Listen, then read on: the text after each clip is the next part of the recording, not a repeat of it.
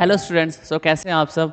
आज हम स्टार्ट करेंगे क्लास 6 का चैप्टर नंबर 4। माइट भी हो सकता है कि किसी के बुक में ये चैप्टर नंबर 4 हो, किसी स्टूडेंट के बुक में चैप्टर नंबर 3 हो। नो वरीज, चैप्टर का नाम कुछ भी हो सकता है, but chapter is timeline and sources of history. ठीक है, सो this is kind of history chapter. ठीक है, आपकी जो एसएसटी होती है, आपको पता होना चाहिए कि जो आपकी एसएसटी होती है for 6th class, we have 3 sections, that is geography, history and last one is polity, जिसे हम बोलते हैं सिविक्स। ओके, तो आपकी बुक में 3 सेक्शंस होते हैं, जियोग्राफी, हिस्ट्री एंड सिविक्स। ठीक है, सो आप इस चैप्टर को हिस्ट्री से रिलेट कर सकते हैं। ठीक है, जैसा कि चैप्टर का नाम ही है timeline and the sources of history. So किसी को कोई आइडिया कि मतलब what we are going to study in this chapter. ठीक है, सो आपको ना एक बेस्ट आइडिया देता हूं मैं कि जब भी आपको कोई चैप्टर एक्सप्लेन करना है, कुछ भी आपको समझना है, समझाना है, तो आपको जो बड़े बड़े वर्ड्स है, डेफिनेशन है, लाइन है, नहीं समझ में आ रही, तो आप उस वर्ड को, उस सेंटेंस को स्प्लिट करो। ठीक है, split in the sense time line and sources of history. ठीक है, सो इसी हेडिंग से आपको ये चैप्टर का एक ब्रीफ इंट्रोडक्शन या आप कहते हो कि आइडिया लग जाएगा कि what we are going to study in this particular chapter. Timeline, timeline means sequence या सीक्वेंस ऑफ टाइम, मतलब टाइम जो है लाइन में लगा हुआ है कि कब क्या हुआ, देन आफ्टर, मतलब किसके बाद क्या हुआ, किसके बाद क्या हुआ। ठीक है, सेकंड सोर्सेस, सोर्सेस मीन्स कि वो संसाधन या वो मटेरियल या वो ऑब्जेक्ट जिससे हमें किसी भी वे में हेल्प मिले या ग्रो करने के लिए हेल्प मिले। ठीक है, ऑफ हिस्ट्री, हिस्ट्री मीन्स इतिहास। ठीक है, सो अब आप इस चैप्टर को कैसे स्प्लिट कर सकते हो कि इस चैप्टर में हम क्या पढ़ सकते हैं, टाइमलाइन, मतलब वो समय या वो टाइम जो सीक्वेंस में हमें पता चला, या वो सोर्सेस जो हमें सीक्वेंस में मिले, किसके, हिस्ट्री के या इतिहास के। ठीक है, ओके, मूविंग फॉरवर्ड, जैसे कि इंट्रोडक्शन टू दी चैप्टर। ठीक है, किसी भी चैप्टर का एक इंट्रो होता है। ठीक है, अभी हमने with the help of heading हमें एक आइडिया मिल गया कि हाँ, इस चैप्टर में what we are going to study, या व्हाट वुड बी दी, मतलब what would be the chapter's context, या कुछ भी हो सकता है। ठीक है, कि चैप्टर का कंटेक्स्ट क्या होगा, चैप्टर हमें समझाना क्या चाह रहा है। ठीक है, so introduction to the chapter. ठीक है, introduction to the chapter means कि हम इस चैप्टर में क्या पढ़ने जा रहे हैं या क्या हम इस चैप्टर में पढ़ेंगे। ठीक है, so think about the earliest memories you can recall. ठीक है, आप अभी कितने साल के हो, 11, 12, 10 और माइट बी 13। ठीक है, इससे ऊपर नहीं होगे। मोस्ट प्रोबेबली यही केसेस है कि आप 10 to 13 के बीच में लाए करते होंगे। ठीक है, कितना, 10 to 13। ओके, ठीक है, अब आप जैसे 10 to मैं मार्कर का कलर चेंज कर लेता हूँ सो दैट कि किसी को कोई डाउट ना हो। आई थिंक ये कलर ज़्यादा अच्छा रहेगा। या सो आप क्या है, वी कैन से कि आप 10 to 13 एज ग्रुप में लाए करते हैं। ठीक है, सो मैं आपसे कहूं कि आपकी कोई अच्छी मेमोरी या कोई बुरी मेमोरी या कोई ऐसी चीज जो आपको याद हो, आप बताना चाहोगे, तो आप क्या कहोगे, यस सर बिल्कुल। When I was in 2nd standard,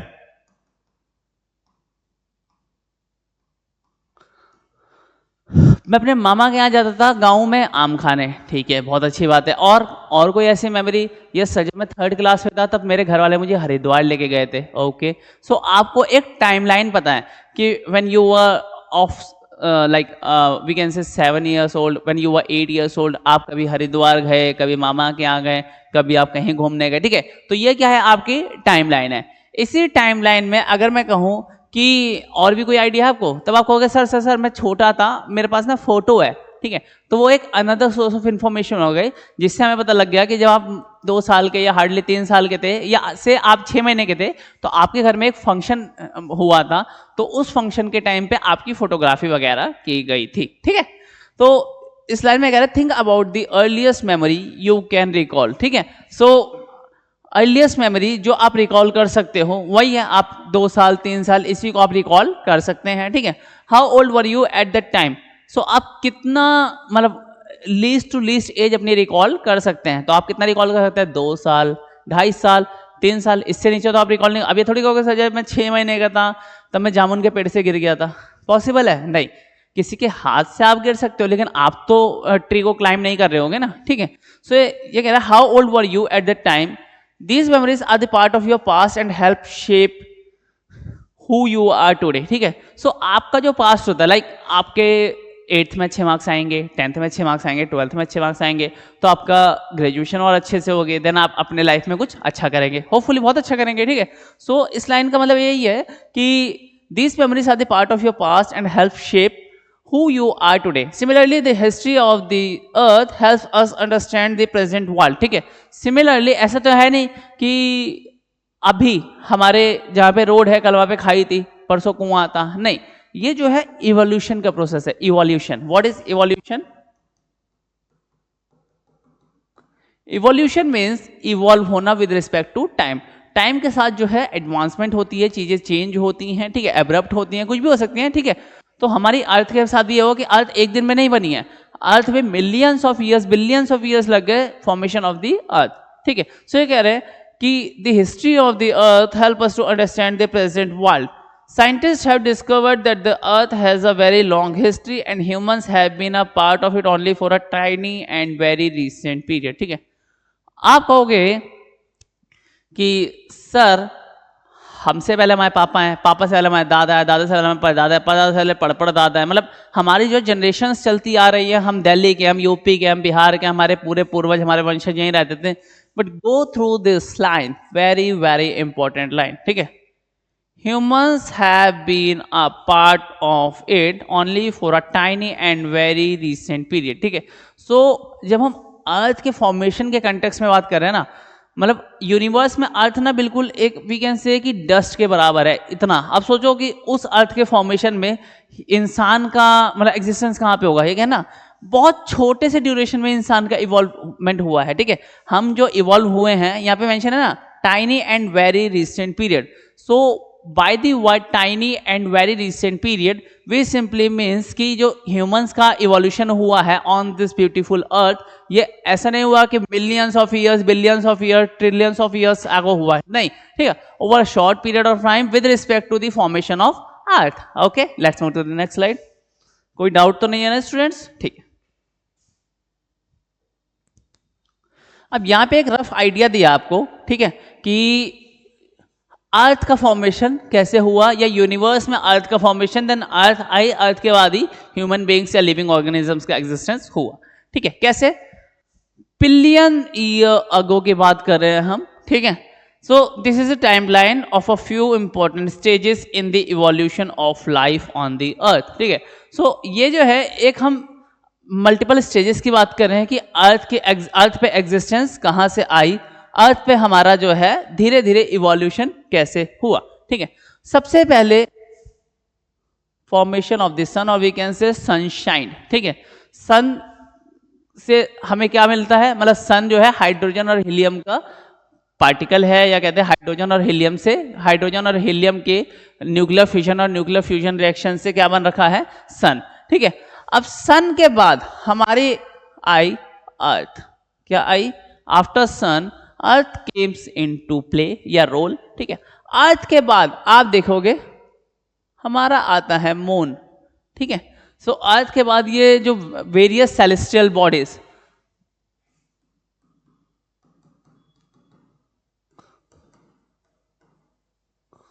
celestial body means heavenly body जो कि स्पेस में एग्जिस्ट करती हैं। तो जो सेलेस्टियल बॉडीज होती हैं, इसी में सबसे पहले सन, देन अर्थ, देन मून। मून के बाद सबसे पहले जो आया था एक प्रोक्राइट आया था विदाउट न्यूक्लियर, ठीक है। सो हम बोलते हैं ना यूक्राइट, प्रोक्राइट, ठीक है। सो ये प्रोक्राइट था, ये विदाउट न्यूक्लियस इसका एग्जिस्टेंस हुआ। आपको बस ये बताना चाहिए कि जो सेल होता है उसमें एक न्यूक्लियस होता है, लेकिन इस टाइम पर जो इवोल्यूशन हुआ उस टाइम पे न्यूक्लियस नहीं था। इससे ज्यादा आपको नहीं पता होना चाहिए, कोई नहीं, अभी आप 6th क्लास में हो, ठीक है। देन आप देखोगे कि फोटोसिंथेसिस, व्हाट इज फोटोसिंथेसिस, आगे आप पढ़ोगे 6th क्लास में, 7th क्लास में, कि green plants make their food in the presence of oxygen is called photosynthesis. Oxygen के साथ अलग वे इंग्रेडिएंट्स होते हैं और अलग अलग आउटपुट होते हैं, बस आपको पता होना चाहिए। ग्रीन प्लांट्स, हरे पौधे अपना खाना जिस प्रोसेस में बनाते हैं उसको फोटोसिंथेसिस बोलते हैं, ठीक है। देन उसके बाद आप देखोगे इवोल्यूशन ऑफ एटमॉस्फेरिक ऑक्सीजन। अगर अर्थ पे ऑक्सीजन आ गई, ऑक्सीजन जो है बेसिक एलिजिबिलिटी क्राइटेरिया, ये basic life criteria for the existence of living organisms या फिर ह्यूमन बींग्स है, ठीक है। Plants and animals human beings के लिए ऑक्सीजन जो है बहुत ज़्यादा इंपॉर्टेंट फैक्टर है, ठीक है। So atmospheric oxygen. After that eukaryote क्या होते हैं कि सेल्स जिसमें न्यूक्लियस का एग्जिस्टेंस दिखना चालू हो गया, ठीक है। उसके बाद आपका bacteria, protozoa, sponges and fungi, then coral. What is coral? Corals means कि जो भी हमारे dead and decaying plants, animals, ये सब होते हैं, ये हमारे कोरल्स का भी फॉर्मेशन होना चालू हुआ। अब इसके बाद होता है Cambrian explosion. Cambrian explosion we can say कि अलग अलग मैमल्स, अलग अलग फिशेस, अलग अलग मैरीन एनिमल, वाइल्ड लाइफ का धीरे धीरे एग्जिस्टेंस होना चालू हुआ।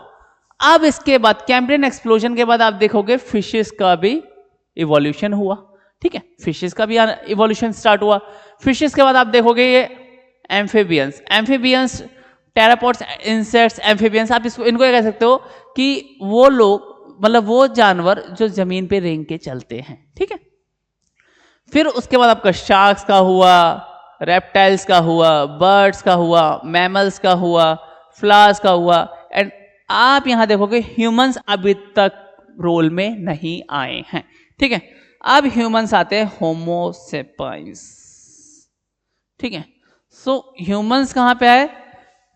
इस टाइम पे आपके ह्यूमंस का एग्जिस्टेंस हुआ। एंड ये नहीं कि ह्यूमंस ने आते ही बस लिखना चालू कर दिया कि A for apple, B for ball, C for cat and D for dog, नहीं, ठीक है। अब ह्यूमंस के बाद जो राइटिंग का एवोल्यूशन हुआ वो आपका यहाँ पे राइटिंग का इवोल्यूशन होता है। राइटिंग मीन्स कि अपनी बातों को लिख के एक्सप्रेस करना। अब उस टाइम पे ये नहीं कि सीधा उन्होंने डिक्शनरी लिख दी, नहीं ऑटोबायोग्राफी लिख दी, बायोग्राफी लिख दी, नहीं। लिखने का मतलब होता है कि किसी भी चीज को डिपिक्ट करना कि भाई इसका मतलब है आजा, इसका मतलब है आजा, ठीक है, इसका मतलब है नो, ठीक है। तो उन्होंने अपनी चीजों को लिख के डिपिक्ट करना स्टार्ट कर दिया, ओके। अब how do we learn about the past, ठीक है। अब हमें पास्ट के बारे में पता कैसे चलता है? पास्ट के बारे में पता चलने से पहले आपको लोगों के प्रोफेशन पता चलने चाहिए जो पास्ट के डिस्कस करते हैं, पास्ट को स्टडी करते हैं, पास्ट को गो थ्रू करते हैं, और उन्हीं के थ्रू हमें पास्ट के बारे में पता चलता है, ठीक है। तो सबसे पहले चीज होती है, या सबसे मेजर ग्रुप है, या जो पहला पर्सन होते हैं वो होते हैं जियोलॉजिस्ट। अब जियोलॉजिस्ट क्या होते हैं? They study the physical features of the earth such as soil, stone, hills, mountains, rivers, sea and ocean. इसको हम इन शॉर्ट कह सकते हैं कि ये जो लोग हैं ये अर्थ का टेरेन को स्टडी करते हैं। What do we mean by terrain? Terrain means कि अर्थ का जो फिजियोग्राफिक फीचर्स है कि कहाँ पे माउंटेन है, कहाँ पे हिल है, कहाँ पे प्लेन है, कहाँ पे प्लेट्यू है, कहाँ पे वैली है, कहाँ पे ओशन है, कहाँ पे गॉर्ज है, ये सारी चीजें कौन स्टडी करता है? जियोलॉजिस्ट, ठीक है। So they study the physical features of the earth such as soil, stone, hill, mountain, river, sea and ocean, ठीक है। सेकेंड ग्रुप आपका होता है पैलेंटियोलॉजिस्ट, ठीक है, नाम में ही प्लांट, ठीक है। So they examine the remains of plants, animals and humans for millions of years ago through fossils, ठीक है। अब फॉसिल क्या होते हैं? What do we mean by fossil? तो आपका जो फॉसिल होता है, आपने इजिप्ट का नाम सुना होगा। इजिप्ट में क्या होते हैं? Mostly pyramids. पिरामिड में क्या होती हैं? मम्मी। कौन सी मम्मी? मम्मी मतलब जिसमें पहले के टाइम पे इंसान को मरने के बाद एक सॉल्यूशन लगा के, पट्टियां बांध के, एक ताबूत में या कॉफिन में रख के छोड़ दिया जाता था with all of that persons belongings, ठीक है। जो भी वो पर्सन उसको अच्छा लगता था, खाता था, पीता था, तो उन सारी चीजों के साथ उस बंदे को वहीं दफना दिया जाता था। अब ये जो पैलेंटियोलॉजिस्ट हैं, तो ये पैलेंटियोलॉजिस्ट चाहेंगे और इस मम्मी का जो ये फॉसिल फ्यूल बन चुका होगा, ठीक है, remains of plants and animals, ठीक है। तो जो remains of plants and animals हैं and humans for millions of years ago through fossils, तो इनके फॉसिल्स के थ्रू इनकी स्टडी करेंगे, ठीक है। थर्ड इज एंथ्रोपोलॉजिस्ट, ठीक है। अब एंथ्रोपोलॉजिस्ट क्या होते हैं? ये जो है अलग अलग कल्चर्स को स्टडी करते हैं, मतलब ह्यूमन का इवोल्यूशन कैसे हुआ इन शॉर्ट, ठीक है। जैसे पहले कोई कबीले में रहता था, फिर उन्होंने टेम्परेरी सेटलमेंट की, फिर परमानेंट सेटलमेंट की, फिर वहाँ पे अच्छे अच्छे लोगों ने जॉब करनी चालू की, फिर एमएनसीज आ गई। तो ये क्या हुआ, धीरे धीरे लोगों ने अपना क्या है कल्चर रखा, लेकिन अपना जो हॉबीज थी या अपना जो स्टैंडर्ड ऑफ लिविंग था इसको इम्प्रोवाइज करते चले गए। तो इस चीज़ों को कौन स्टडी करता है, एंथ्रोपोलॉजिस्ट। कौन करता है, एंथ्रोपोलॉजिस्ट, ठीक है, दैट्स एंथ्रोपोलॉजिस्ट, ठीक है। And the last one is archaeologist. अब आर्कियोलॉजिस्ट क्या होते हैं, आर्कियोलॉजिस्ट जो होते हैं कि ये जो है ये इंसानों के रखे हुए सामान या फिर कोई भी ऐसी चीज जो पुराने टाइम से बिलोंग करती है उनको खोदते हैं, उनकी सफाई करते हैं, देन उनकी डिटेल्ड स्टडी करते हैं, ठीक है। So they dig up remains left by the people, plants and animals such as tools, pots, toys, bones, teeth and parts of houses. Okay, ठीक है। जैसे कि आप इस इमेज में देखेंगे, ठीक है, आप ये पर्सन देखोगे ना, तो ये क्या कर रहा है, ये पत्थर की स्टडी कर रहा है। तो ये कौन होगा आपके अकॉर्डिंग, जो पर्सन रॉक्स वगैरह किसी की स्टडी करता है उसको हम क्या बोलते हैं, geologist. So this person is geologist. अब आप देखोगे कि ये जो पर्सन है ये आप कह दो कि ये ना किसी जानवर की या किसी की हड्डियों की जांच कर रहा है या एग्जामिन कर रहा है, तो हमने इसको क्या बताया था, पैलेंटियोलॉजिस्ट। सो दिस इज पैलेंटियोलॉजिस्ट, ठीक है। आप थर्ड देखोगे कि ये एक ह्यूमन का स्कल है, तो इससे हमें क्या पता लग सकता है कि पहले इंसान की नाक ऐसे हुआ करती थी, अब इंसान की नाक ऐसे हो गई, तो थोड़ा सा इसमें इवोल्यूशन हुआ है। तो ह्यूमन सिविलाइजेशन को इवोल्यूशन कौन पढ़ता है आपका, ये पढ़ते हैं anthropologist, anthropologist. And the last one is archaeologist.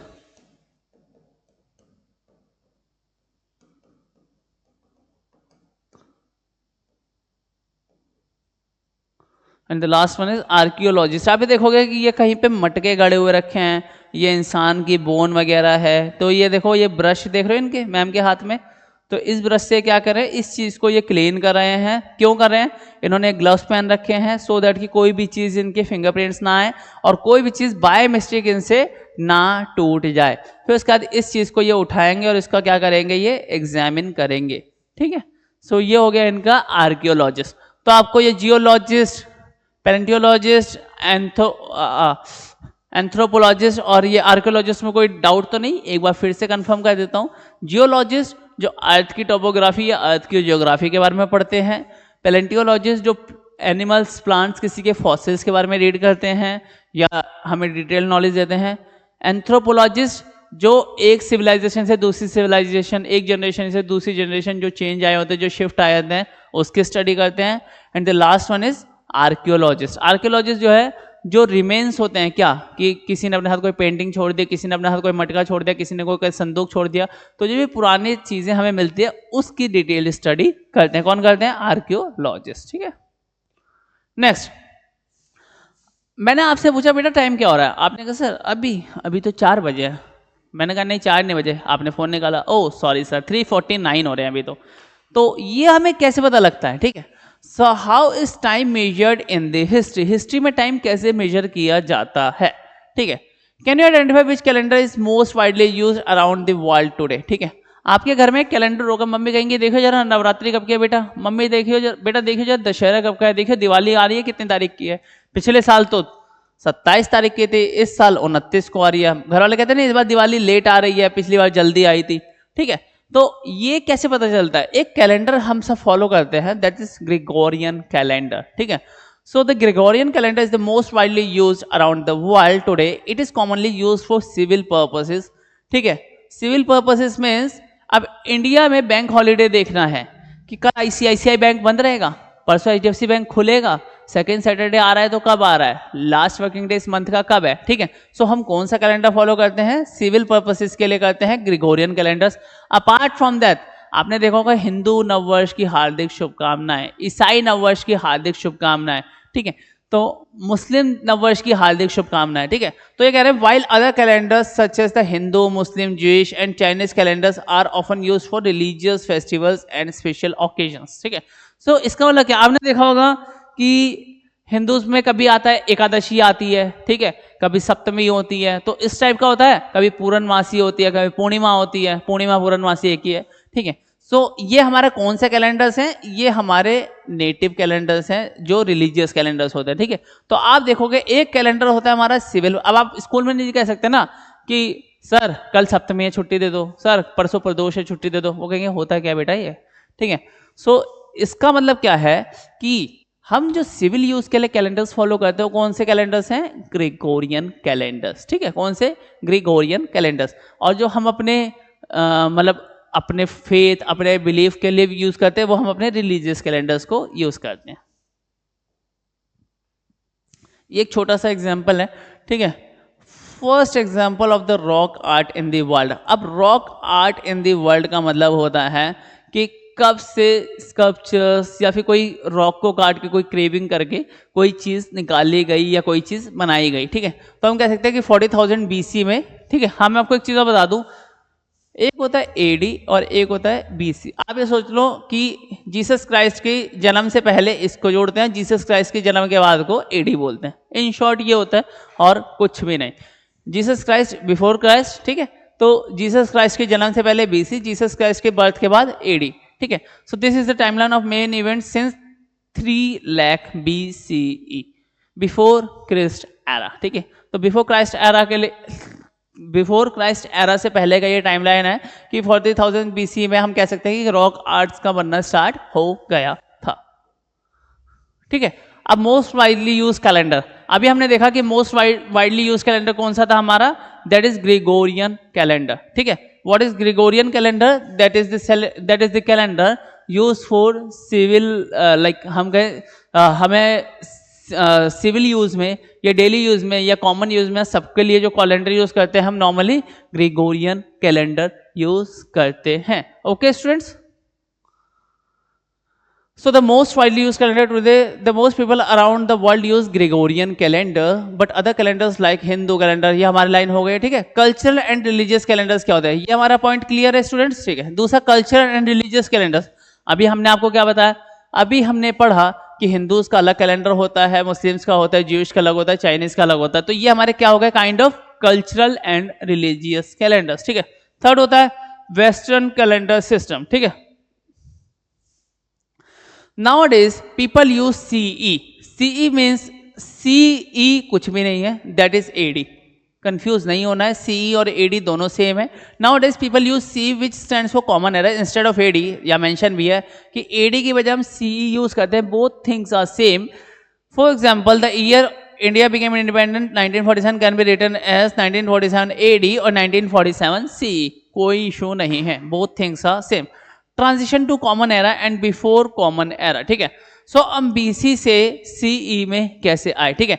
Years before Jesus birth were counted backward and used to be marked with BC meaning before Christ. Now this is called before common era. For example 560 BC रफली the year when Gautam Buddha was born, ठीक है।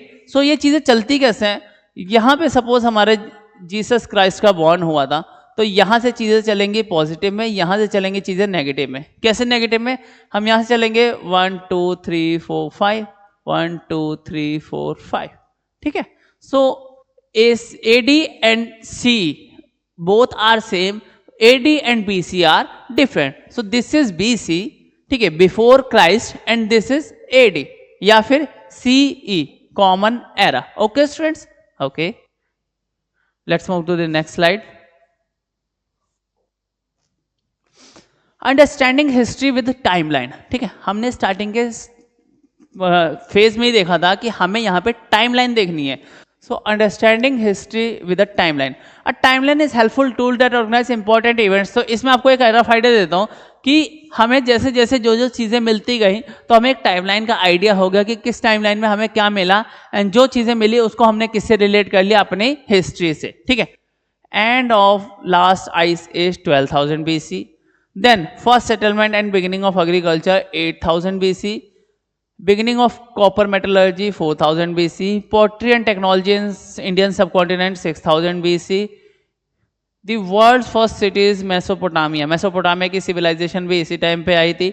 2000 BC में आपकी Indus या सरस्वती, जिसे हम बोलते हैं मोहनजोदारो एंड हड़प्पा सिविलाइजेशन, जिसे हम इंडस वैली सिविलाइजेशन भी कहते हैं। Birth of Buddha, then birth of Jesus, Buddha Jesus से पहले आ चुके थे, एंड उसके बाद अब हम यहां पे चल रहे हैं 2000 CE में हमारा एग्जिस्टेंस है। ठीक है, what does a timeline show?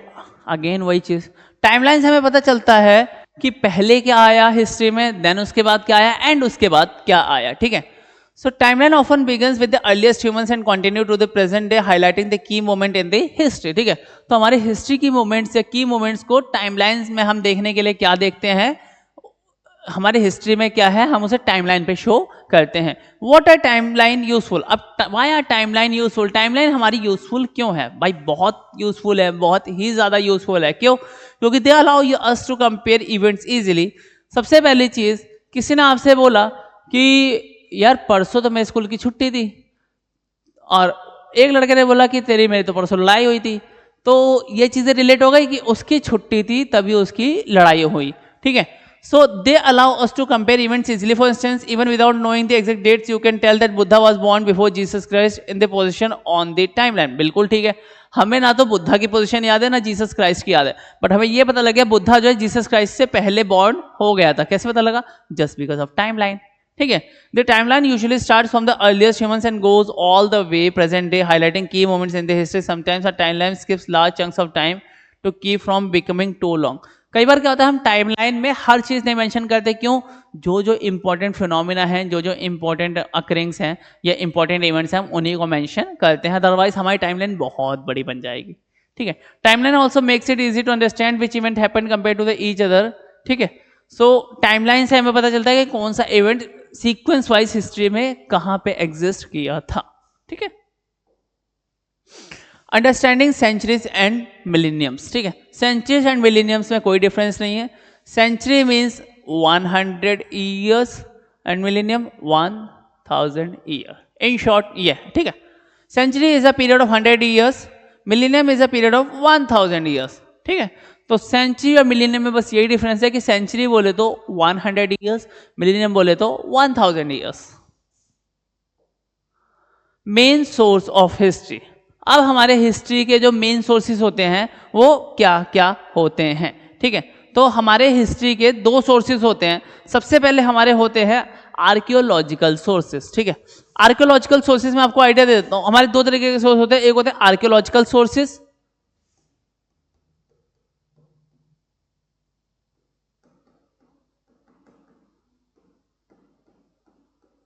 Second one is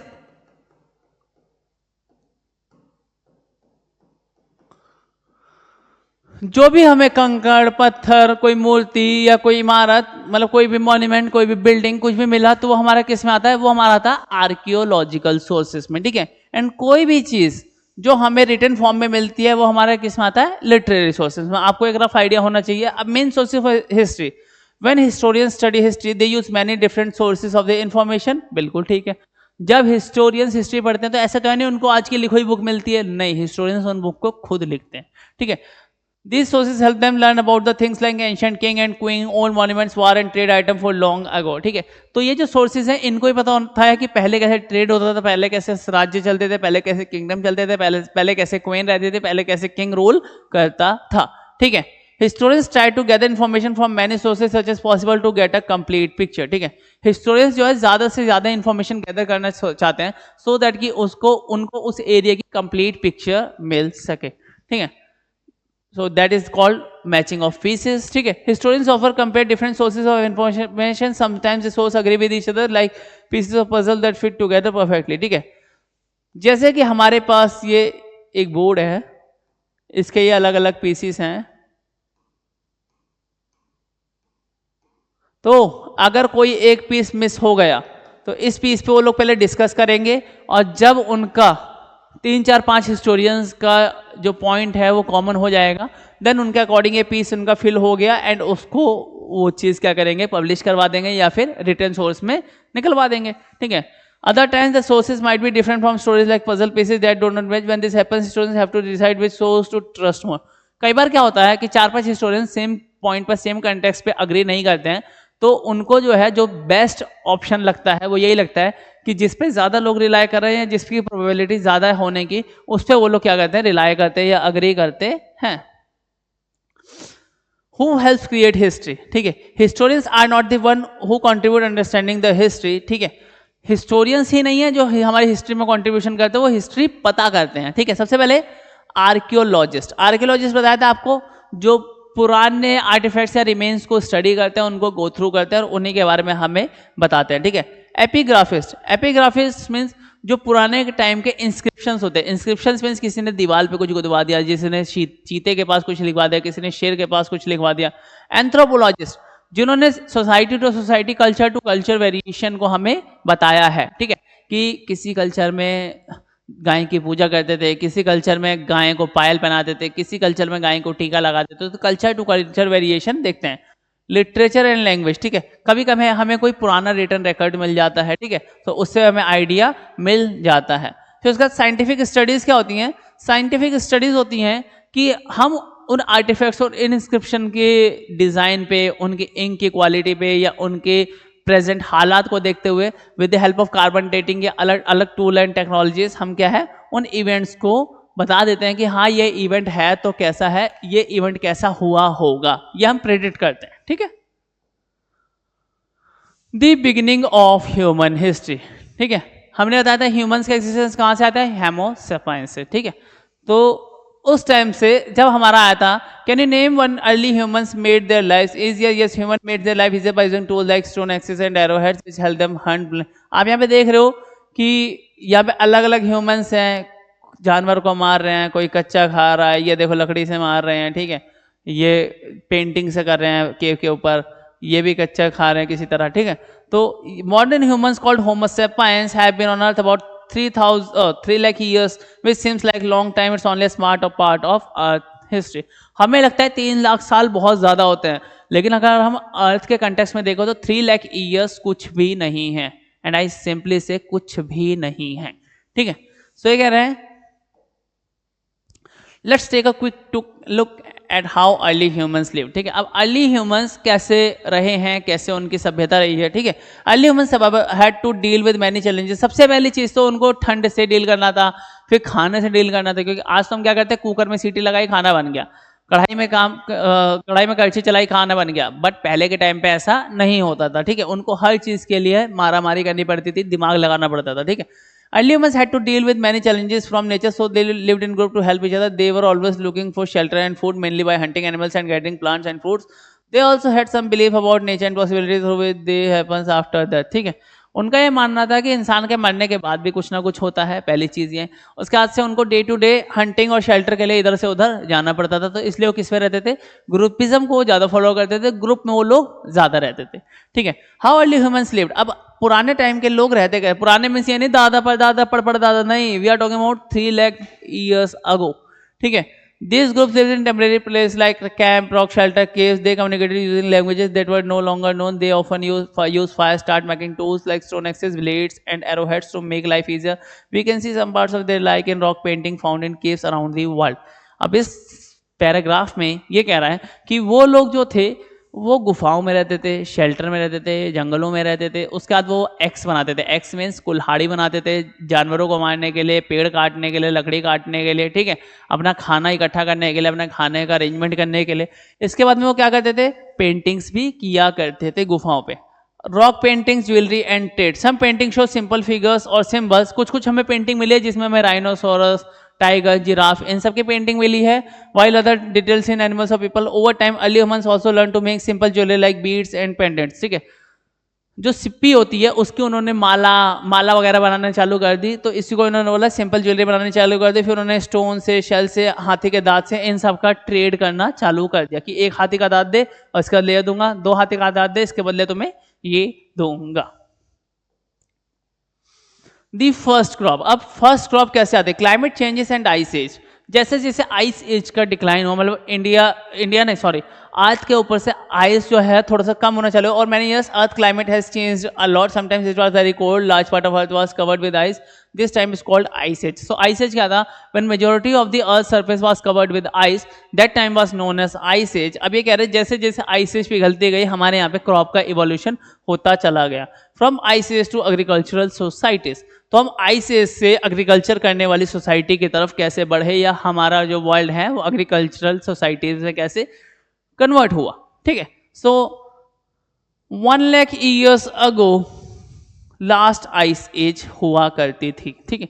3 lakh years ago humans का एग्जिस्टेंस तो आ गया था, लेकिन 1 लाख ईयर्स होमो सेपियंस जो प्रजाति है जिससे इवोल्यूशन होते होते होते होते इंसान बने हैं, ठीक है। तो 1 लाख ईयर्स अगो आपका लास्ट आइस एज था।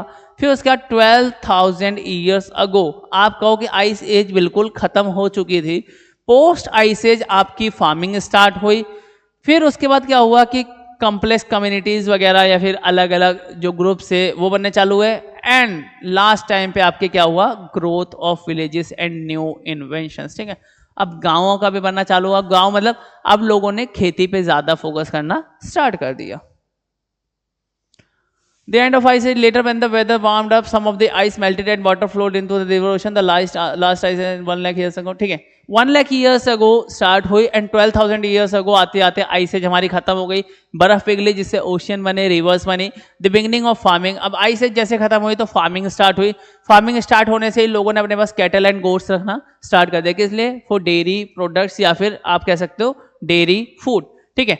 Development of complex communities, complex communities means कि जैसे चीफियंस या फिर मतलब अलग अलग, जैसे कि कोई किसी के लिए कोई काम कर रहा है, भाई तो मेरे काम करते मैं तेरी बैल घुमा लाऊंगा, तो मेरे काम करते मैं तेरी बकरी की सफाई कर दूंगा। तो अलग अलग कम्युनिटीज का इस्टेब्लिशमेंट हुआ। एंड लास्ट वन इज, इसी के बाद में लोगों ने विलेजेस बनाए, टाउन्स बनाए, कोई पोइट्री कर रहा है, कोई क्ले से कुछ बना रहा है। इससे डे टू डे एक्टिविटीज में यूज होने वाले टूल्स या फिर अटेंसिल्स का भी डेवलपमेंट होना स्टार्ट हुआ।